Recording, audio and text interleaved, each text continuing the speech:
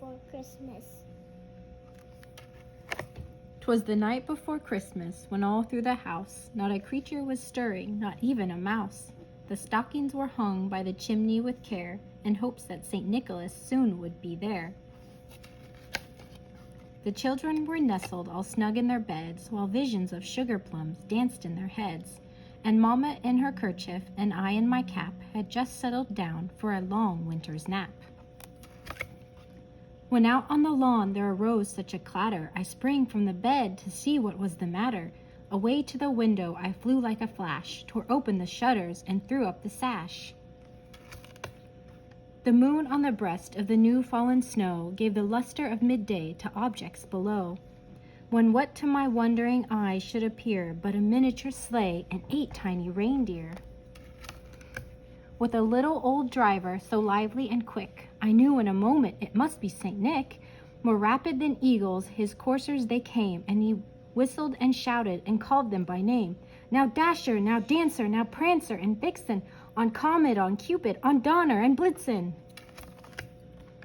To the top of the porch, to the top of the wall, nay, dash away, dash away, dash away all, as dry leaves that before the wild hurricane fly, when they meet with an obstacle, mount to the sky.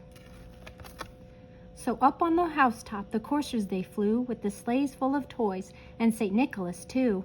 And then in a twinkling I heard on the roof the prancing and pawing of each little hoof.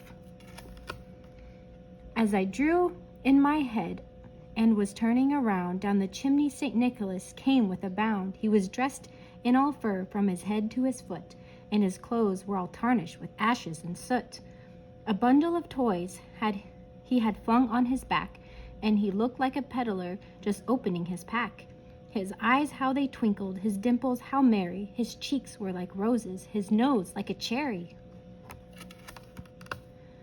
His droll little mouth was drawn up like a bow, and the beard on his chin was as white as the snow. The stump of a pipe he held tight in his teeth, and the smoke it encircled his head like a wreath.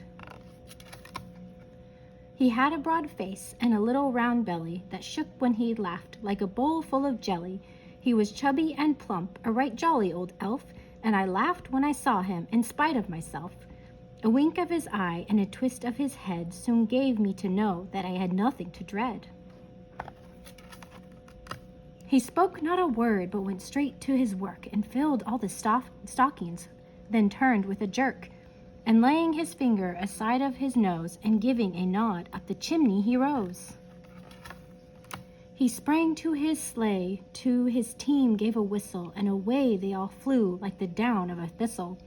But I heard him exclaim, ere he drove out of sight, "Merry Christmas to all, and to all a good night."